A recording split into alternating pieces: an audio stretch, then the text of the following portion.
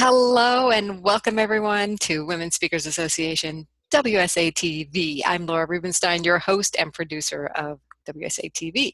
I'm also a digital media and marketing strategist, author of the book Social Media Myths Busted: The Small Business Guide to Online Revenue. I am so excited for today's show. We have incredible guests. By the way, if you're not yet a member of Women Speakers Association, check out joinwsa.com and you'll find out more details at the end as well. But today's topic is how to end family dysfunctional patterns. And we have two experts that I want to introduce to you right away and get into their advice. But first, let's just say hi to them. Hi, Danica. Hi there. Thanks for having me today. I'm Danica Trebel. I am the I used to be a family dynamics coach. Now I switched it over to the family life coach.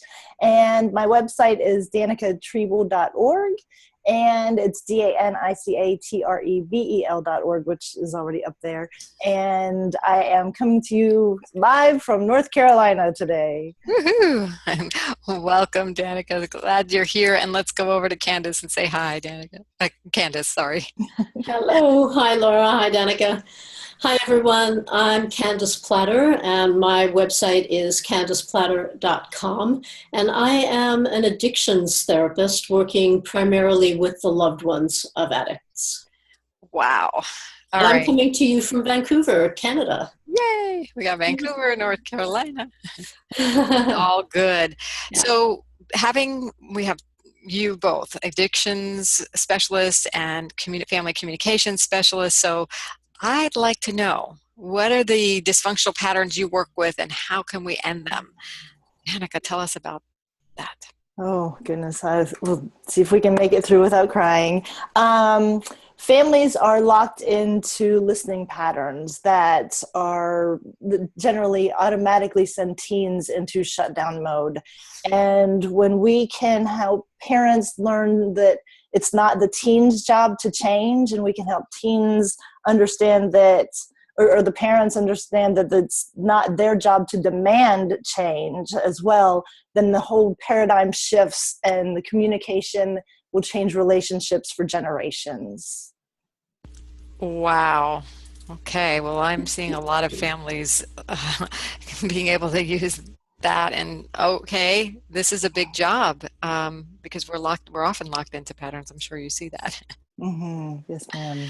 All right. Well, Candace, tell us about the patterns you see that are dysfunctional and what to do about it.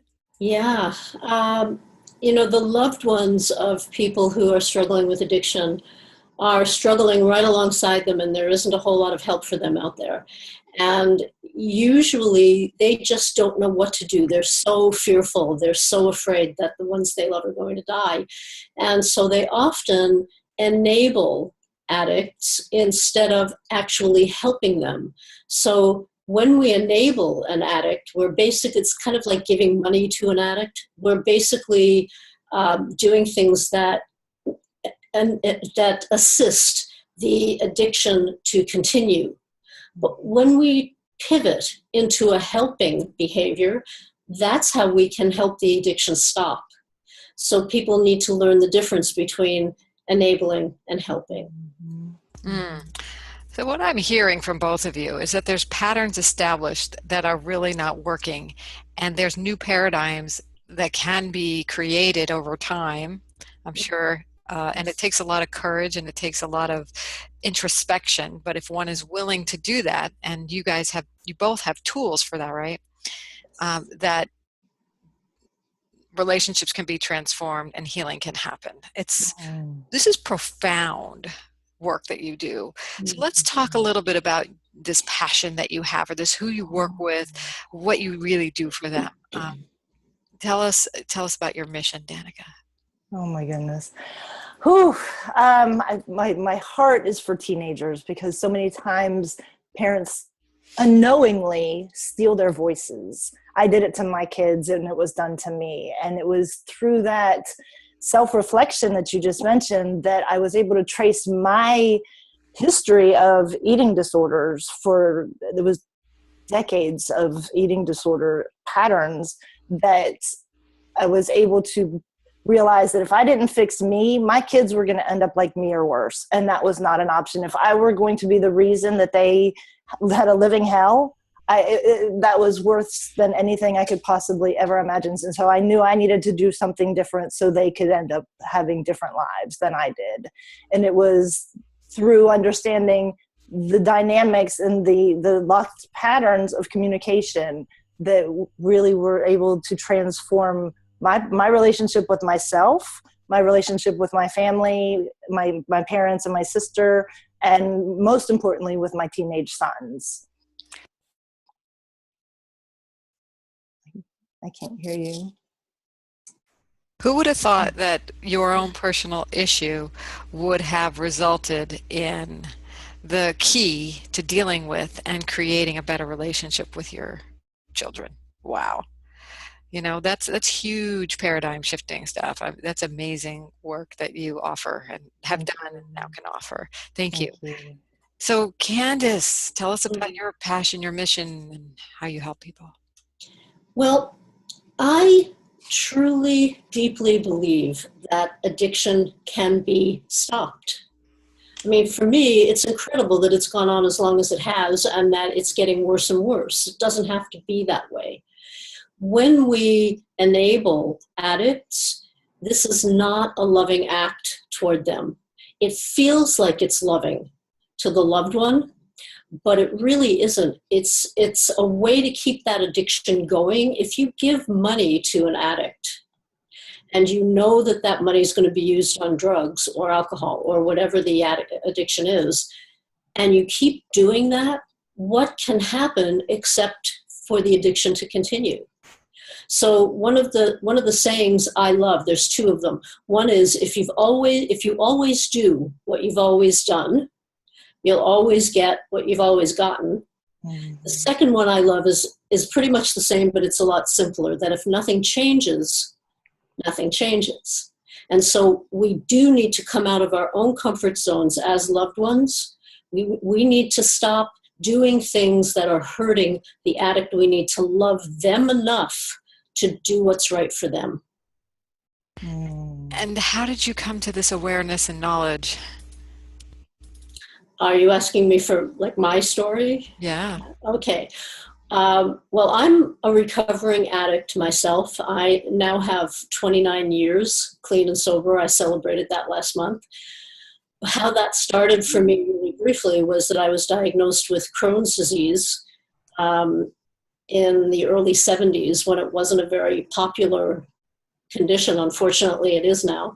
The doctors didn't know what to do for me, so they gave me a lot of addictive drugs like Valium and codeine and things like that. And my body became addicted to them. So for a long time, I used those until I finally made a decision to stop. I reached a bottom and made a decision to stop. And I've been in recovery for the last 29 years. So I know addiction inside out from an addict's point of view. And I'm also the loved one of addicts. And when I started working about 3 years into my recovery, I decided I wanted to work in the addiction field. So many people had helped me and I wanted to give back. So I started working as an addictions counselor and worked with drug addicts, alcoholics, and their loved ones started calling me at the end of their rope. What do? We love this person, but we hate this person. What do we do? And I had no idea what to tell them. But over the years, I understood. I kept hearing the stories. There were so many similarities, and I understood and was able to put together some strategies. And then I wrote a book, which is called Loving an Addict, Loving Yourself. It's the top 10 survival tips for loving someone with an addiction, which has won several awards, much to my surprise. So I know this field so well. Wonderful. Yeah. And I just want to say that if anybody had ever told me that I was going to be able to do anything that would help the world in my addiction or even in my recovery, I would have thought they were nuts. And so I know that people can change. I know, because I am a living example of that. Lovely. Thank you so Yeah. much. And Danica, I believe you might have a book as well. Do you want to mention your title? I have actually one that's a compilation with a bunch of other life coaches. It's called I'll just preface with this, switch gears. My sons and I are actually writing books, and we're in the Oh, process of writing books right now. So I'm really more excited about those. It's going to be my older son and I, my younger son and I, and then the three of us have one together. So that'll be out by the end of the year, actually. We great. don't have titles yet, but stay tuned. Yep, stay close to your website. That's great. Well, this has been powerful to know that each of you have a story that prompted you to do, Candace, like you said, uh, give back to the world. You've Right. overcome something that not many people get to overcome, but you are making it possible for them. So Yes. kudos to Yes. your awesome work in helping develop great relationships with family members, loved ones, and that ripples out into the communities that we all live in. It's huge work, and that's what Women Speakers Association is all about. And I was wondering if each of you'd like to say a little bit about what you've either come to Women Speakers Association for or what you love about it already. So, Danica, I want to say a word. Sure, I'd be happy to. I actually, the way my life works, I stumble upon things and then I act upon them. And I had stumbled across Women Speakers Association because it's definitely a platform that I would like to learn and grow. And it's my own fault that I haven't really been using it to its fullest advantage.